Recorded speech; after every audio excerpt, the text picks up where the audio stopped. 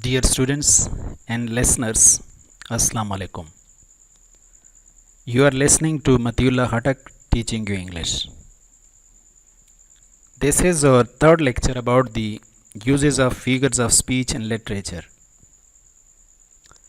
I will try my best to bring this topic to end in the next lecture.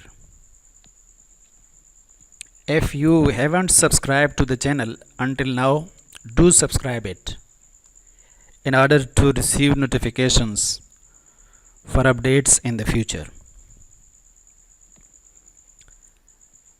So our objectives are the same as we had set them in the previous lectures. So keep these objectives in mind while listening to these lectures especially. Our next figure of speech is onomatopoeia. Onomatopoeia in simple words may be defined as a word that sounds what it represents. So, in the most possible simple words, a word that sounds what it represents. For example, how a word represent is used to represent what it is used for. For example, a bullet through the ear produces a hissing sound. So the word used for it is hissing. It sounds very much like that sounds which is produced by the bullet. In other words, you can say this word used for this phenomena is exactly the sound of that thing. So this is what we call onomatopoeia. Another example you can take when you take some water into mouth and start gurgling. So the word used for it is known gurgle. So gurgle is the very sound which is produced in this process, जिसको हम गरारे कहते हैं. So this is the very sound which is produced when you are taking water into mouth and you start this process, and this sound is produced which we call gurgle. So in simple words, it is a word that sounds what it represents. जिस चीज़ के लिए हम इस्तेमाल करते हैं ये उसी चीज़ की आवाज़ होती है जिसको हम क्या कहते हैं, onomatopoeia. So let us see the definition. This is a figure of speech where words or phrases indicate sounds. So words and phrases indicate sounds. These words actually sound like what they are describing. What they are describing, they sounds like that. As I said in the very start, that they are exactly the sound of that phenomena, often to bring about more imagery and better describe a setting. So the purpose is to bring about imagery and better describe and to describe that setting in the best possible way. The author actually uses words to involve all five of our senses. So onomatopoeia is used by authors in order to make our senses involve in the whole process. So onomatopoeia refers to those words that imitate the sound of an object or person. So it is repeatedly told that onomatopoeia refers to those words that imitate the sound of an object or person. So it is an imitation, a copy of the sound that is produced by that object or that person or by that phenomena or by that thing. Let us see some examples. The bees buzzed around in the garden. So Here the word buzzed is indicating the sound coming from the bees. So this word is called, this phenomena is called, this thing is called onomatopoeia.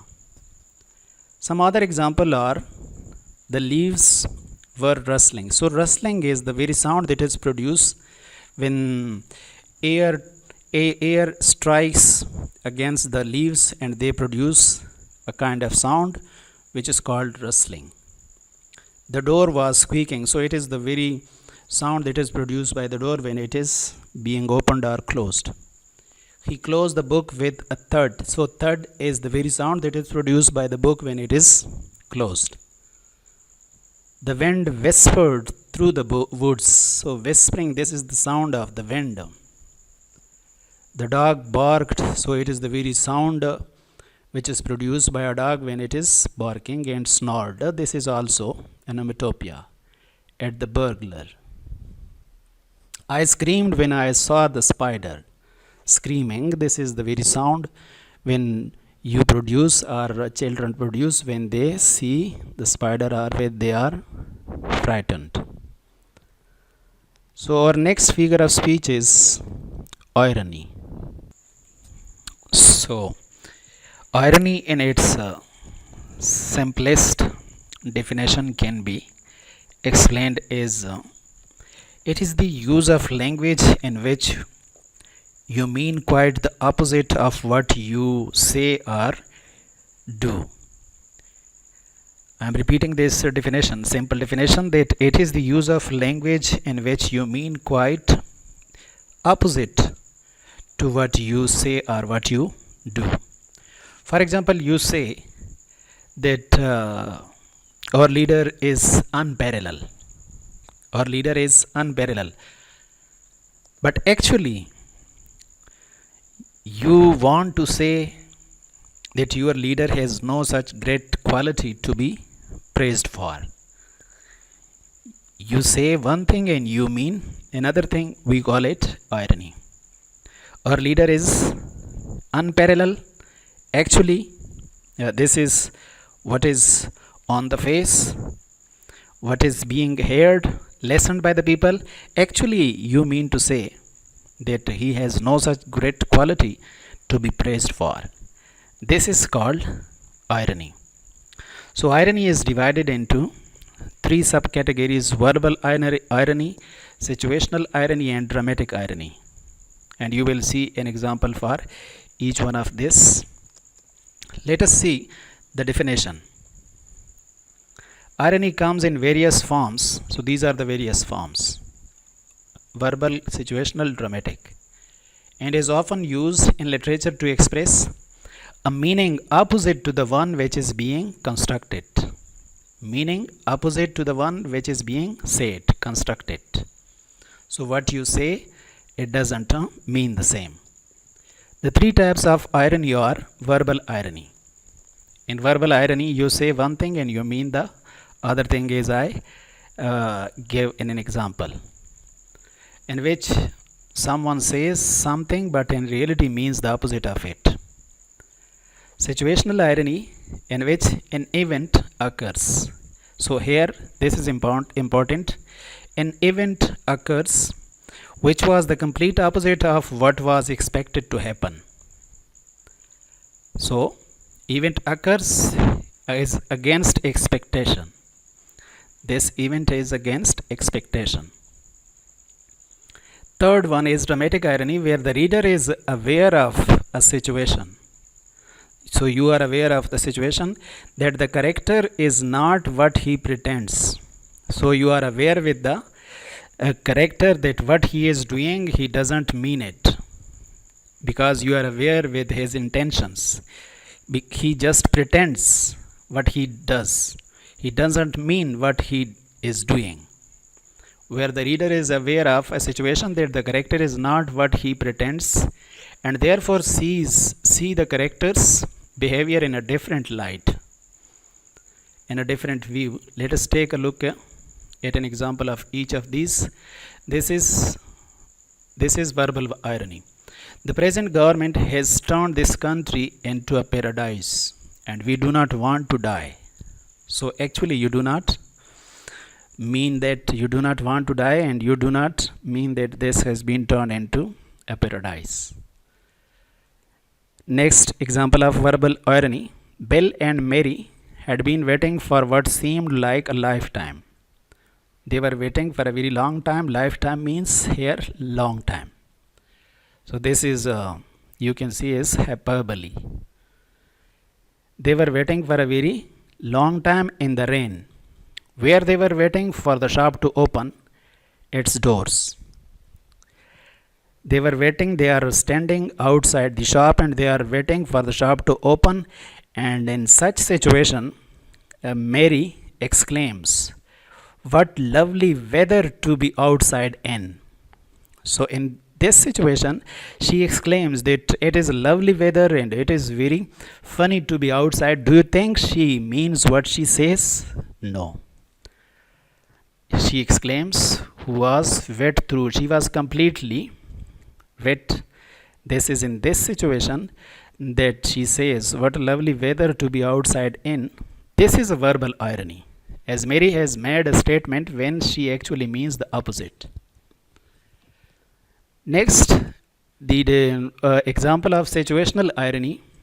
For example, the fighter went out for tea and cakes while they were away. The fire station burned to the ground. Firefighter is basically to put fires out. But you can see their own building, the building they are living in, has burned to the ground. This is something which is completely against expectation. The firefighter went out for tea and cakes, and while they were away, when they are not in that building, the fire station burned to the ground.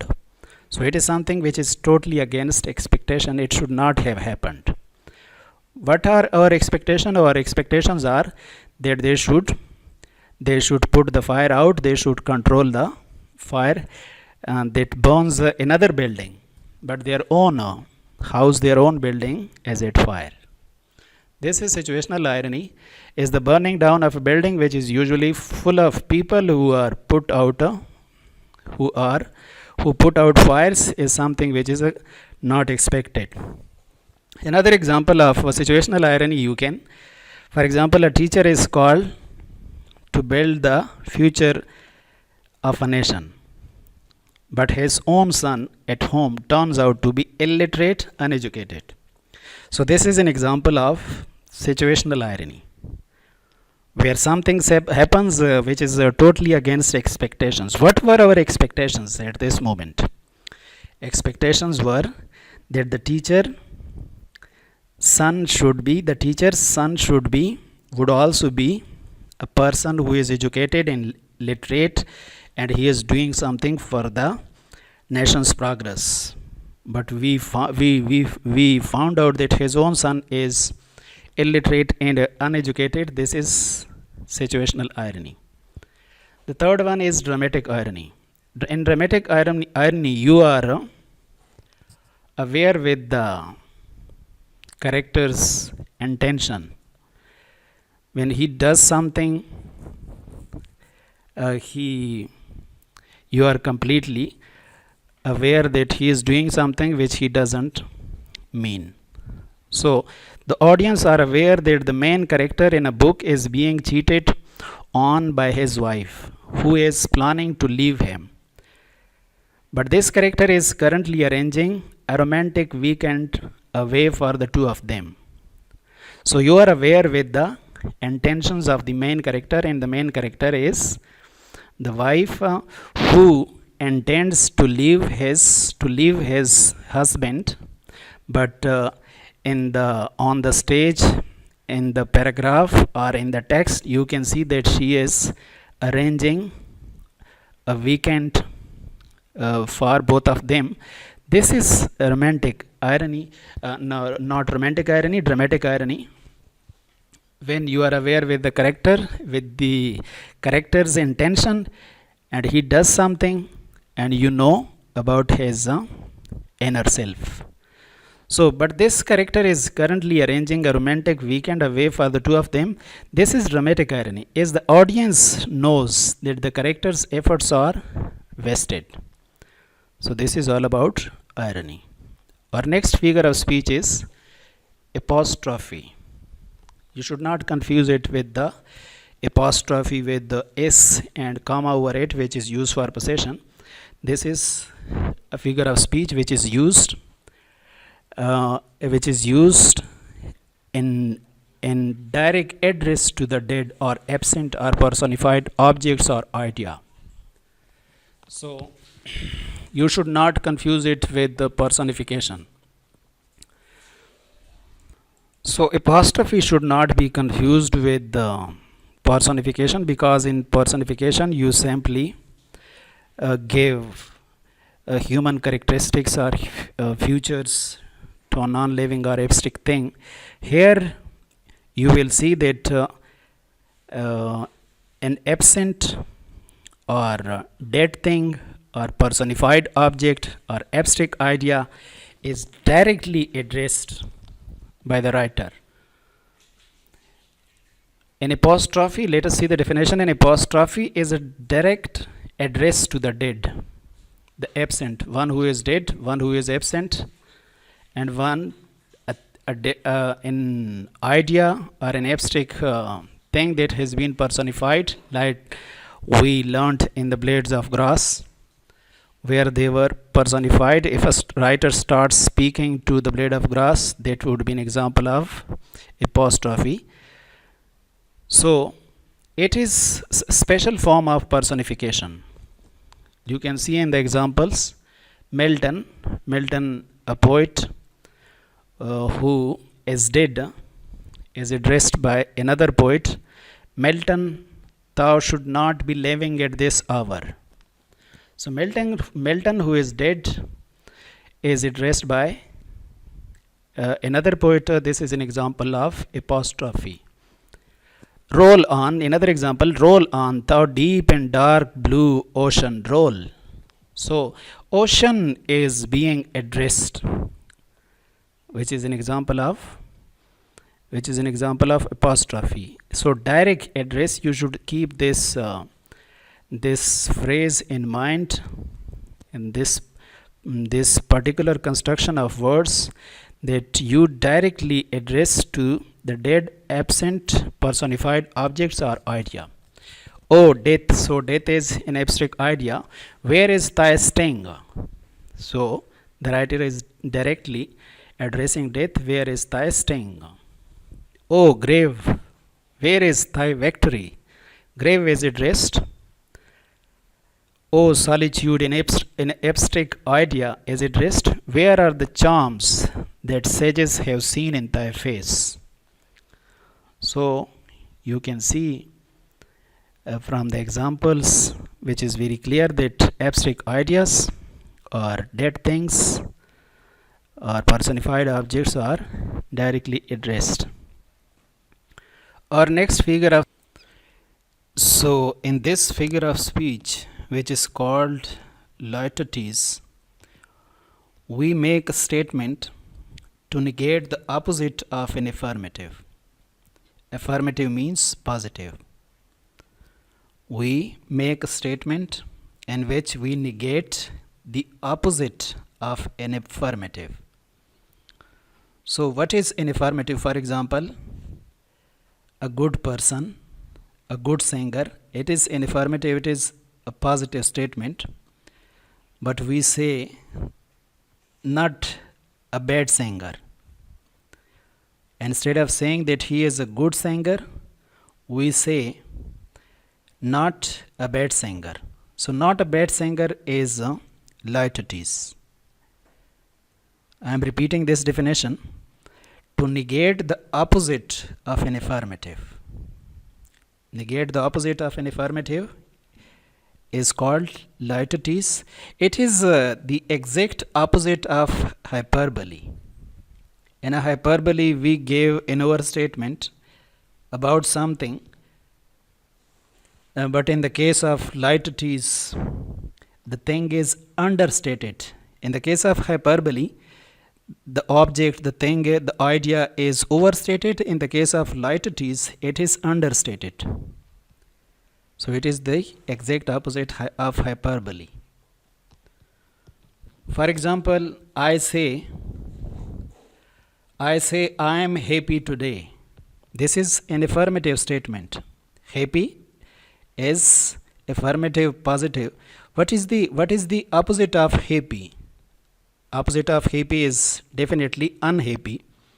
You use not with unhappy, so you are using lighties. You are negating the opposite of an affirmative, which is called lighties. For example, I am happy today, and then if I say I am not unhappy today, this is an example of lighties.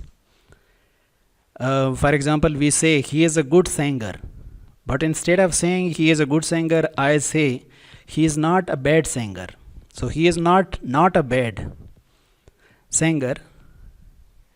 This is an example of lighties. Let us see the definition. In lighties, an affirmative is conveyed, is said by negation of the opposite. Negation of the opposite. So not is used with the opposite of an affirmative. It is the opposite of hyperbole. Hyperbole is an overstatement, and this is understatement about an object. For example, I say I am a citizen of no mean city. No mean is the opposite of celebrated city. I am a citizen of very celebrated cities. Mean, celebrated city. So no is used with mean. Mean is the opposite of celebrated. No is used with mean. This is what is said in the definition, that by negation of the opposite. Mean is the opposite of celebrated, and it is negated. Affirmative is celebrated, and mean is the opposite of celebrated, and it is at the same time negated by the use of no. And the next example is, you can see he is no fool. So the opposite of fool is clever. It simply means he is very clever. He is no fool. So you are negating the opposite of clever. The opposite of clever is fool, and you are negating it. In the definition, the same thing is said.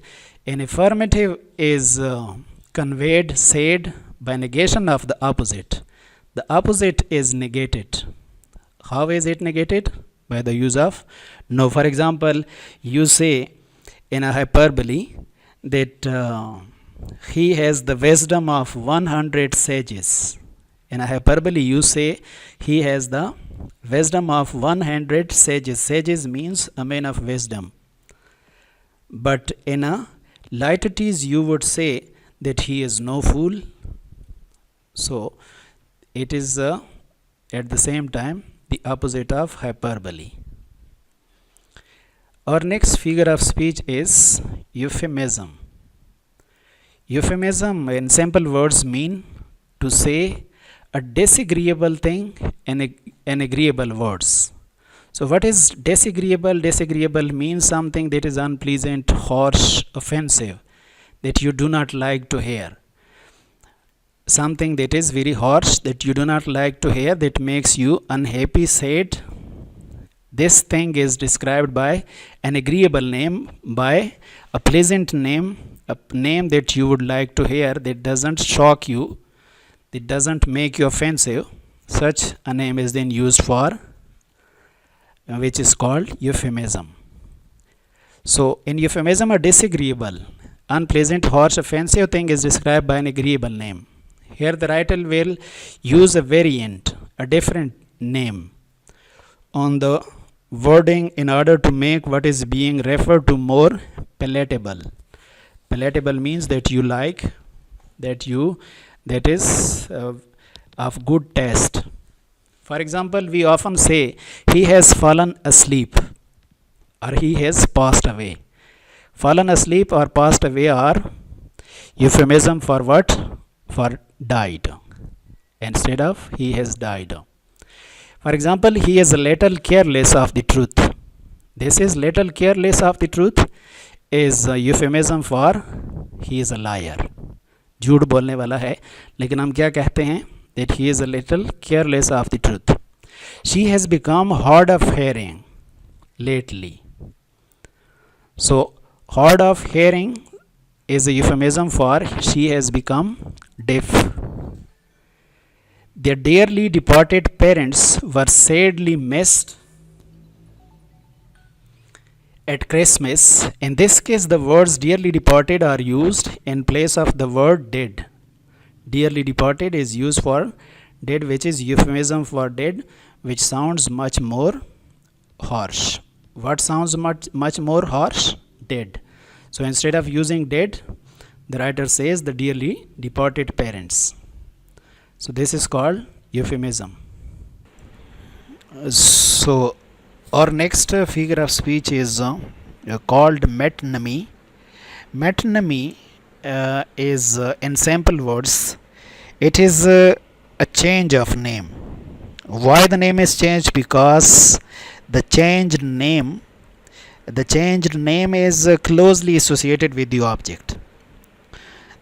So you should not get it confused with the synecdoche. In the case of synecdoche, it was a part to represent the whole, but here the name is completely changed because that name which is changed, the changed name you can say is closely associated with the object. It is not used here to represent the whole, it is not a part to represent the whole. Rather you can say it is a popular, very famous, very well known name which is oftenly used for that object, for that thing, and slowly and gradually it starts replacing that very name of the thing. So it should be differentiated from synecdoche. In case of synecdoche, as I told you, it is a part to represent the whole, but in the case of metonymy, it is completely change of the name. Metonymy literally means, exactly means a change of name. And metonymy, an object is denoted by the name of something which is generally associated with it. So it is an associated name, it is popular name, a very well known name, very famous name, and which replaces the actual name with the passage of time, with the course of time.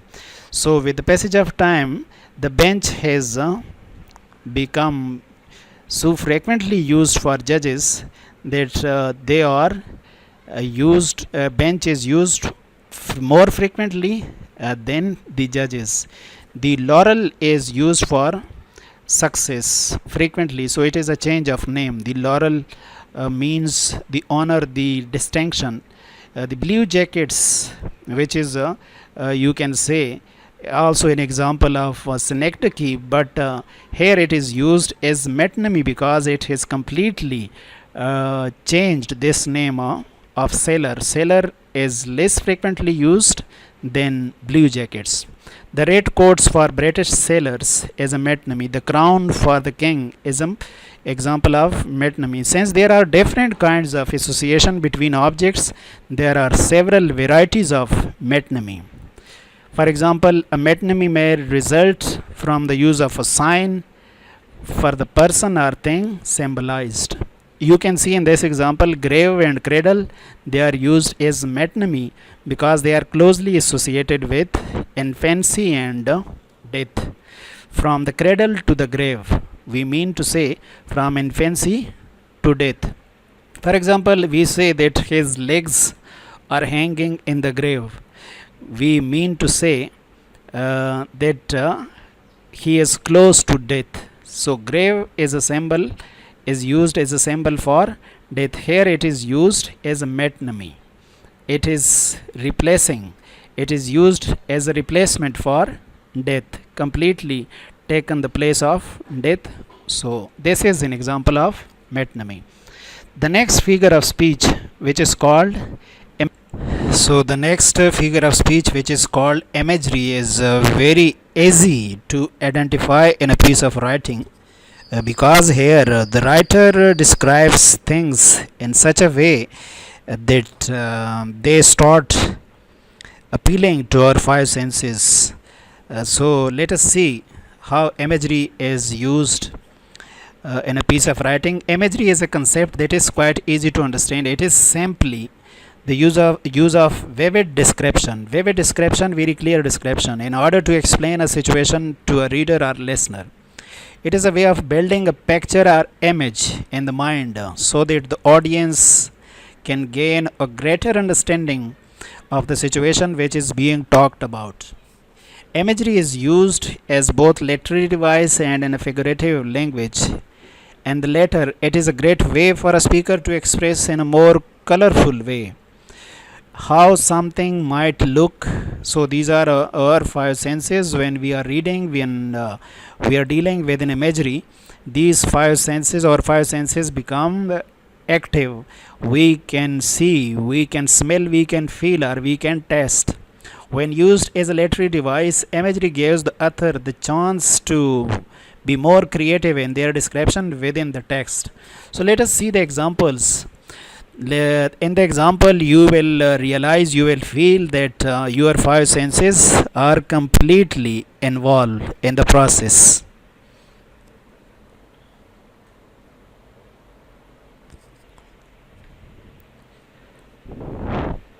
The forest was dark and cold when I took my dog for a walk there yesterday. So, dark, cold, they are used and they appeal to your five senses. I live near a park and the children are constantly shouting and screaming. The noise is deafening. Whenever I walk through town, I pass the cafe from which I inhale the aroma of freshly brewed coffee. So you can sense, you can taste, you can see, you can smell. I brought a new throw for my chair. It is soft and silky and runs through my hands like a fluid. My favorite fruit is the strawberry. They are crisp and fresh and so sweet. I picked up some dirt from the ground and sifted it through my fingers. So you can feel through your sense of touch that they are passing through your fingers. So this is the end of this lecture. Hope you got the main points. If you find anything difficult, you can write in the comment box. Thank you very